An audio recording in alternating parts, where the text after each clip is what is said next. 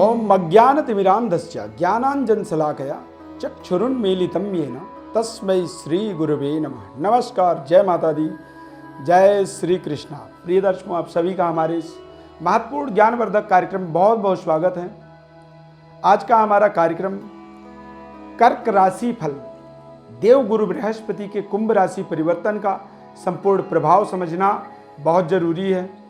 कर्क राशि के जातकों के जीवन में बृहस्पति भाग्य के स्वामी होते हैं और भाग्येश का ये महत्वपूर्ण परिवर्तन कर्क राशि वाले जातकों के जीवन में कितनी बड़ी बदलाव करने वाला है या फिर कहीं कोई नुकसान तो नहीं होने वाला है, इसका पूरा लेखा जोखा आपको विस्तार से आपको बताएंगे। ध्यानपूर्वक कार्यक्रम को सुने, समझें और अपने जीवन में इसका लाभ लें। इसके लिए आपको थोड़े से एहसान हमारे ऊपर आपको करना चाहिए। हमारे चैनल को आपको सब्सक्राइब करना चाहिए और अपने कॉन्टैक्टर्स लिस्ट में ज़्यादा से ज़्यादा लोगों तक हमारे चैनल को शेयर जरूर करना चाहिए, ताकि लोगों तक एक ज्योतिषीय विकल्प मिल सके। क्योंकि डिजिटल प्लेटफॉर्म में तमाम ज्योतिषी अपने अपने मतों को आप तक पहुंचाते हैं। हमारा भी एक रिसर्च, हमारी भी एक अनुभव आपको आपके जीवन में एक विशेष लाभ दे सकता है। इसीलिए हमारे इस कार्यक्रम में यदि पहली बार जुड़ रहे हैं तो अपने कॉन्टैक्टर्स लिस्ट के अंदर सभी लोगों तक एक बार इस कार्यक्रम को शेयर करें, ताकि आपसे जुड़े हुए सभी लोग इस कार्यक्रम का ज्ञान का लाभ ले सकें।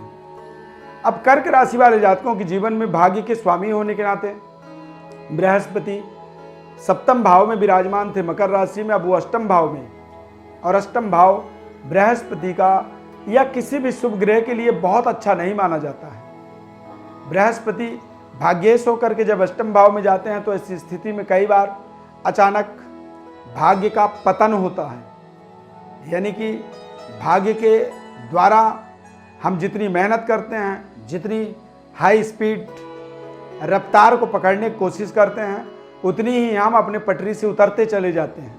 इसका कारण क्या होता है? तो भाग्य का स्वामी ही अष्टम में चला जाता है। पंचम भाव का स्वामी अष्टम में जाता है तो संतान पक्ष से तकलीफ होने लगती है, संतान उत्पत्ति में तमाम बाधाएं आती हैं।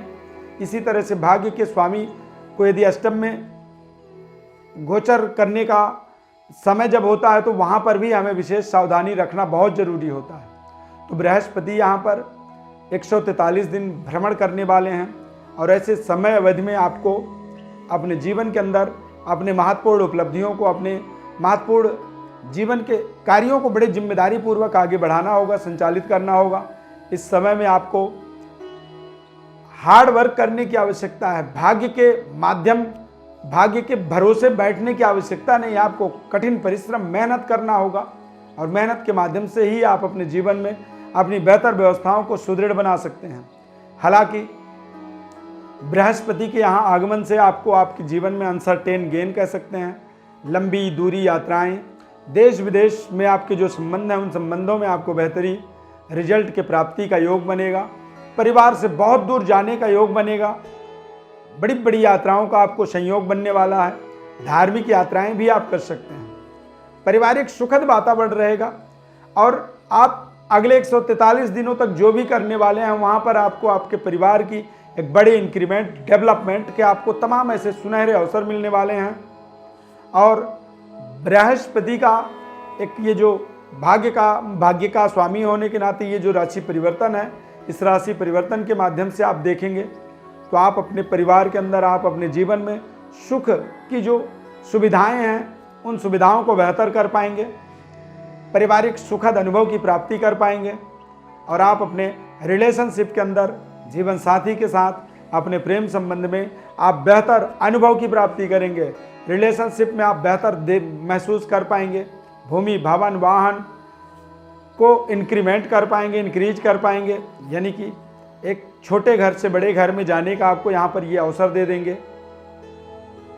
वाहन के अंदर देखेंगे कि जो पुरानी वाहन थी उस वाहन को आप बदल करके नई ब्रांडेड चमचमाती वाहन का प्रयोग कर सकते हैं, चाहे वो 4 व्हीलर हो या 2 व्हीलर हो।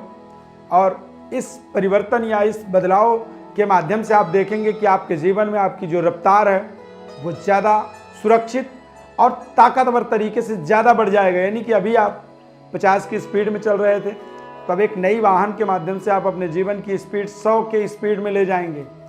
और अत्याधुनिक जो लेटेस्ट वर्जन की जो वाहन होती है उनमें नए तकनीक, नई टेक्नोलॉजी के माध्यम से वो ज़्यादा सुरक्षित होते हैं और ज़्यादा कॉन्फिडेंट हमें बनाते हैं। यानी कि ये कॉन्फिडेंस को बढ़ाने वाला, कॉन्फिडेंस को बिल्ड करने वाला ये हमारे जीवन का एक महत्वपूर्ण समय है।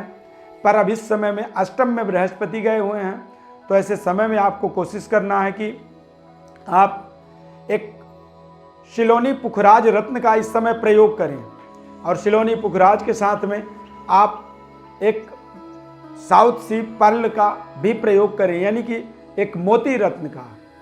जब आप पुखराज और मोती इन दोनों रत्नों का प्रयोग करते हैं तो ऐसी स्थिति में आप अपने जीवन के अंदर तमाम ऐसे व्यवस्थाओं को सुदृढ़ बना पाएंगे और अपने व्यवस्थाओं को, अपने जिम्मेदारियों को निभाने में आपको जो शारीरिक परिश्रम करना होगा वो कर पाएंगे। और आपके जो दिमागी डिसीजन शक्ति है वो कहीं ना कहीं आपको सही तरीके से साथ देने वाला है। हालांकि बृहस्पति के अष्टम में जाने का मतलब होता है कि आप अपने गुरु का विशेष सम्मान करें, माता पिता का सम्मान करें। और जब भी आप अपने किसी भी मार्ग पर मंजिल की ओर जा रहे हों तो कोई भी आपके अगल बगल में मंदिर मिलता है तो उस मंदिर में आपको मस्तक जरूर झुकाना है, नमस्कार करना है, प्रणाम करना है। इस विधि को जब करते हुए आप एक सात्विक भावनात्मक सोच को लेकर के जब अपने जीवन में आगे बढ़ेंगे तो अष्टम में भी बृहस्पति के होने के बावजूद भी आप अपने जीवन में सफलता की ओर निरंतर आगे बढ़ते चले जाएंगे। विशेष ज्योतिष परामर्श के लिए गोचर ग्रहों के परिवर्तन बदलाव का तथा आपके जन्मकालिक ग्रह स्थिति को समझने के लिए आपको एक सटीक जन्म पत्रिका विश्लेषण और गोचर विश्लेषण जानना आवश्यक होता है। उसके लिए आपको अपनी बर्थ डिटेल हमारे व्हाट्सएप नंबर पर भेजना होगा और हम आपको आपके जीवन से जुड़े हुए महत्वपूर्ण जानकारी, ज्ञान निःशुल्क रूप से आपको बताएंगे। बस आपसे निवेदन है कि चैनल को हमारे सब्सक्राइब कर लें और हमारे कार्यक्रम को अपने कॉन्टेक्टर्स लिस्ट के अंदर जितने भी लोग हैं वहाँ तक शेयर कर दें, लाइक करें। और आप अपने कोई सुझाव देना चाहते हैं तो कमेंट बॉक्स में आप ज़रूर लिख दें। कार्यक्रम अच्छा लगा तो जय श्री कृष्णा भी लिख सकते हैं। इस खास कार्यक्रम में जुड़ने के लिए बहुत बहुत धन्यवाद। जय श्री कृष्णा।